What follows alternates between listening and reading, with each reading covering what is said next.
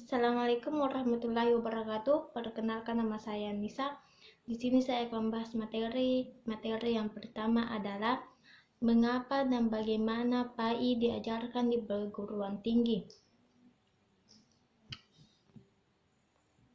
Yang pertama, konsep dan cara pembelajaran PAI di PT. Pendidikan tinggi memiliki peranan yang amat penting dalam pembangunan suatu bangsa dan negara.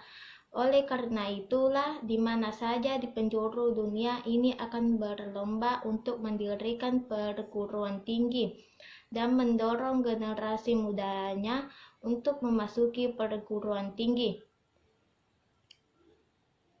Tugas perguruan tinggi adalah melahirkan manusia yang berkualitas.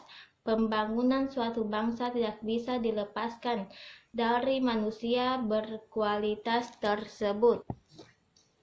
Alasan mengapa dan bagaimana PAI diajarkan di PT, yaitu untuk memberikan landasan pengembangan kepada kepribadian mahasiswa agar menjadi kaum intelektual yang senantiasa beriman dan menjadi kaum intelektual yang senantiasa mengingat Tuhan Yang Maha Esa.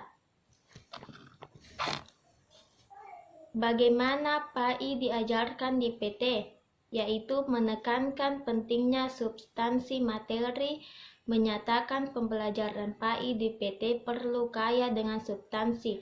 Mahasiswa harus dibekali dengan sebanyak-banyaknya materi PAI. Dosen PAI harus menyuguhkan materi pembelajaran agama secara luas dan mendalam.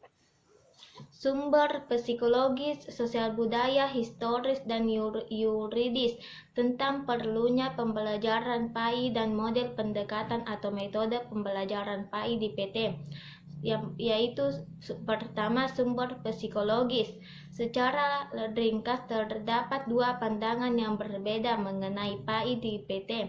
Pendapat pertama menyatakan PAI perlu diajarkan di PT, alasannya negara atau dalam hal ini perguruan tinggi wajib menjaga keberagaman para warganya, termasuk menjaga keberagaman para mahasiswa yang sedang belajar di PT. Pendapat kedua menyatakan PAI tidak perlu diajarkan di PT, alasannya agama merupakan urusan pribadi, keluarga, institusi keagamaan seperti masjid, pesantren, dan organisasi keagamaan.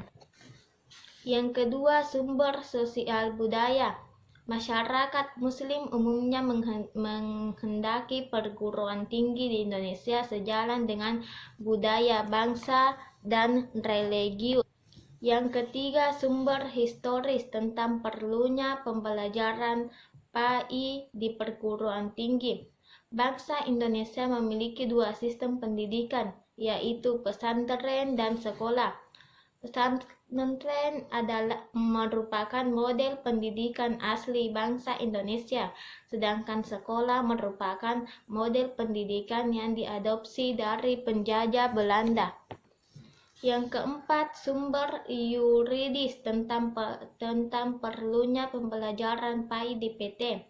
Eksistensi mata kuliah PAI di PT memiliki landasan filosofis dan yuridis yang sangat kuat. Landasan filosofis PAI berpijak pada Pancasila, terutama sila pertama, yaitu ketuhanan Yang Maha Esa. Materi yang kedua yaitu bagaimana manusia bertuhan. Yang pertama, konsep spiritualitas sebagai landasan kebertuhanan. Dalam pengertian yang luas, spirit dapat diartikan sebagai yang pertama, kekuatan kosmis yang memberi kekuatan kepada manusia atau Yunani kuno. Yang kedua, sifat kesadaran, kemauan, dan kepandaian yang ada dalam alam menyeluruh. Yang ketiga, jiwa luhur dalam alam yang bersifat mengetahui semuanya, mempunyai akhlak tinggi, menguasai keindahan dan abadi. Yang kedua, alasan manusia memerlukan spiritual, yaitu Manusia memiliki bakat untuk bertuhan, artinya rohlah yang membuat manusia mampu mengenal Tuhan sebagai potensi bawaan sejak lahir. Dengan adanya roh, manusia mampu merasakan dan meyakini adanya keberadaan Tuhan dan kehadirannya dalam setiap fenomena di alam semesta ini. Yang ketiga, menggali sumber psikologis, sosiologis, filosofis, teologis tentang ketuhanan. Yang pertama, perspektif psikologis. Dalam membahas masalah ini, setidaknya ada beberapa aspek yang akan dijelaskan. Psikologi agama Islam sebagai salah satu disiplin ilmu, maka ada beberapa masalah yang akan menjadi topik kajian, diantaranya seperti yang dijelaskan oleh Ramayulis. Yang kedua, perspektif sosiologis. Sosiologis mempelajari masyarakat umum secara sosiologis. Namun dalam ilmu sosiologis terdapat cabang ilmu yang mempelajari secara khusus masyarakat beragama yang dikenal sebagai ilmu sosiologi agama. Yang ketiga, filosofis. Secara sederhana, teisme adalah kepercayaan terhadap Tuhan. Dalam filsafat, diskusi akan Tuhan pada dasarnya sudah berkembang sejak lama, bahkan permasalahan ketuhanan secara filosofis sudah muncul sejak filsafat itu sendiri ada. Yang keempat, teologis.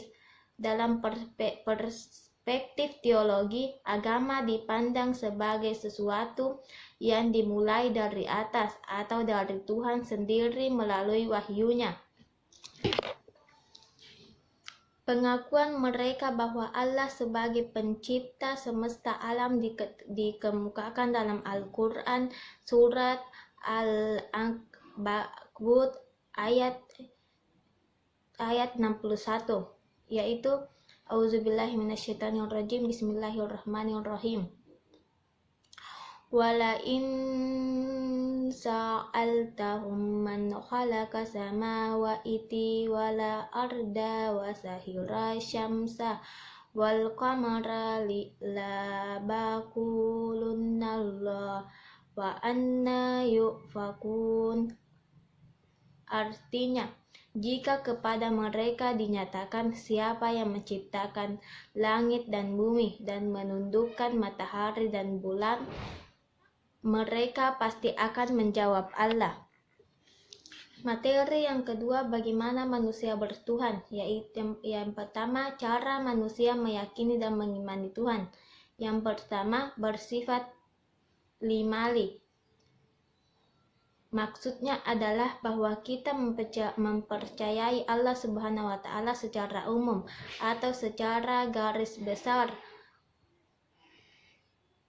Diterangkan bahwa Allah adalah Zat yang Maha Esa, Maha Suci, Dia Maha Pencipta, Maha Mendengar, Maha Kuasa, dan Maha Sempurna.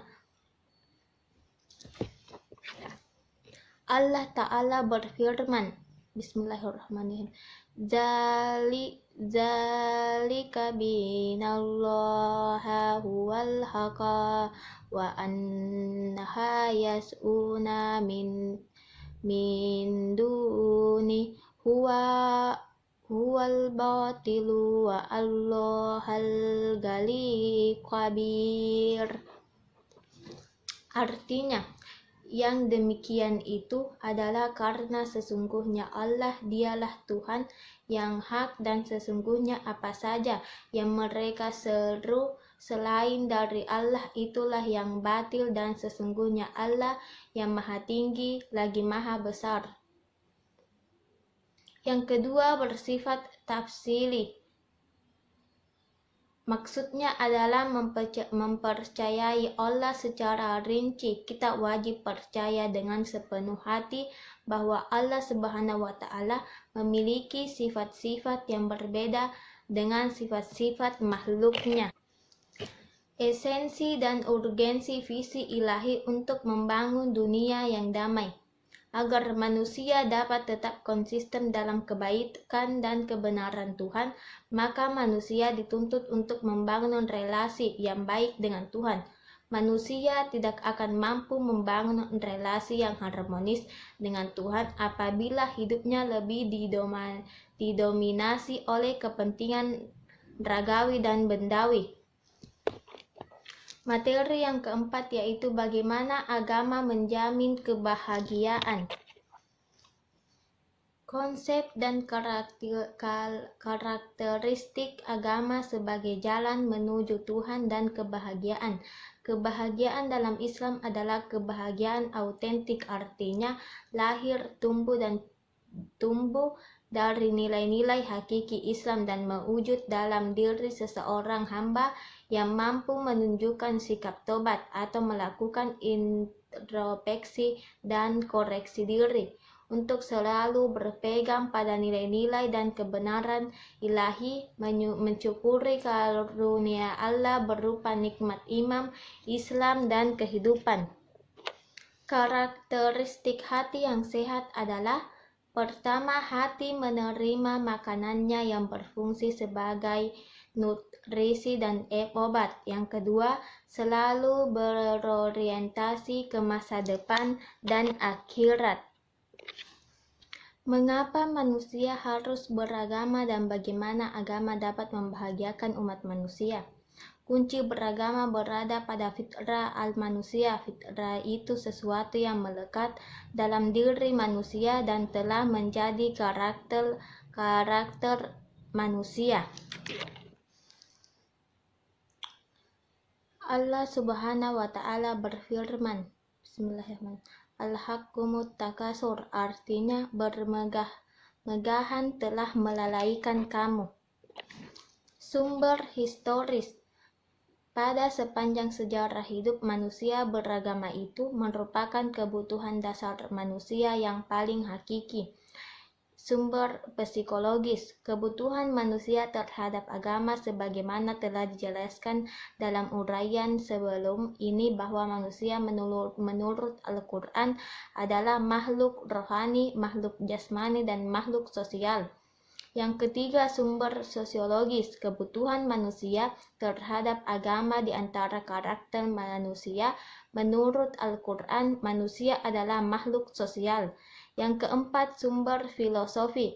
Pada kenyataannya, manusia tidak bisa hidup tanpa agama karena secara filosofi asal-usul manusia akan dipertanyakan. Dari mana asalnya? Ketika kita telah memiliki agama, maka tentunya pertanyaan seperti ini akan terjawab sehingga manusia tidak akan sesat. Karenanya agama akan menjamin keselamatan manusia. Cara mendapat kebahagiaan sejati yaitu selalu mengingat Allah Subhanahu wa Ta'ala dan berusahalah selalu untuk menenangkan ketenangan dalam jiwa dan hati dengan bertakwa kepada Allah dan dengan sebenar-benarnya bertakwa. Materi yang kelima, mengintegrasikan iman, Islam, dan ihsan dalam membentuk ihsan kamil. Iman adalah keyakinan yang menghujam dalam hati, kokoh, penuh keyakinan tanpa dicampuri keraguan sedikit pun. Sedangkan keimanan dalam Islam itu sendiri adalah percaya kepada Allah, malaikat-malaikatnya, kitab-kitabnya, rasul-rasulnya, hari akhir, dan beriman pada takdir baik dan buruk. Ihsan berarti berbuat baik. Orang berbuat ihsan disebut muhsin. Setiap perbuatan yang baik yang nampak pada sikap, jiwa, dan perilaku yang sesuai atau dilandaskan pada akidah yang nampak syariat Islam disebut ihsan. Insan kamil. Secara harfiah, insan berarti manusia dan kamil berarti yang sempurna. Dengan demikian, insan Kamil berarti manusia yang sempurna. Dalam Al-Quran yang artinya, dan ingatlah ketika Tuhanmu mengeluarkan keturunan anak-anak Adam dari sulbi mereka dan Allah mengambil kesaksian terhadap jiwa mereka sembari berkata, "Bukankah aku ini Tuhanmu?" Mereka menjawab, "Betul, engkau Tuhan kami. Kami menjadi saksi. Kami lakukan yang demikian itu, agar di hari kiamat kamu tidak mengatakan, sesungguhnya kami, Bani Adam, adalah orang-orang yang lengah terhadap ini keesaan Tuhan." Materi yang keenam, bagaimana membangun paradigma Qur'ani. Konsep dan karakteristik paradigma Qur'ani untuk menghadapi kehidupan modern. Secara etimologis, kata paradigma dari bahasa Yunani yang asal katanya adalah para dan digma. Para mengandung arti di samping, di sebelah, dan keadaan lingkungan. Digma berarti sudut pandang, teladan, kreatif, dan ideal. Dapat dikatakan bahwa paradigma adalah cara pandang, cara berpikir tentang suatu realitas. Adapun secara terminologis, paradigma adalah cara berpikir berdasarkan pandangan yang menyeluruh dan konseptual terhadap suatu realitas atau suatu permasalahan dengan menggunakan teori-teori ilmiah yang sudah baku, eksperimen, dan metode keilmuan yang bisa dipercaya. Alasan mengapa paradigma Qur'ani sangat penting bagi kehidupan modern. Al-Quran adalah sumber ajaran teologi, hukum, mistisisme, pemikiran, pembaharuan, pendidikan, akhlak, dan aspek lainnya. Maka jika mencari sumber lain dalam menentukan benar atau salah, baik atau buruk, dan indah atau jelek, maka seseorang dianggap tidak konsisten dalam berislam, suatu sikap hipokrit yang dalam pandangan Al-Quran termasuk sikap tidak terpuji. Menggali sumber historis, filosofis, psikologis, sosiologis, dan pedagogis tentang paradigma Qur'ani untuk kehidupan modern. Dalam sejarah peradaban Islam ada suatu yang disebut masa keemasan Islam. Disebut masa keemasan Islam karena umat Islam berada dalam puncak kemajuan dalam berbagai aspek kehidupannya. Kalau kita kaji secara mendalam faktor-faktor yang menyebabkan umat Islam bisa maju pada saat itu dan dalam waktu yang amat lama atau lebih dari 5 abad, maka jawabannya tentu saja karena umat Islam menjadikan Al-Quran sebagai paradigma kehidupan. Ini berarti perilaku Rasulullah adalah aktualisasi Al-Quran, sehingga karena komitmen Rasulullah terhadap Al-Quran sampai Al-Quran sendiri meneguhkan tentang kondisi ini, Al-Quran menyatakan, Bismillahirrahmanirrahim, wa innaka la'ala hulkin azim, artinya sesungguhnya engkau Muhammad ada di atas akhlak yang agung. Materi yang ketujuh, membangun argumen tentang paradigma Qur'ani sebagai satu-satunya model untuk menghadapi kehidupan modern.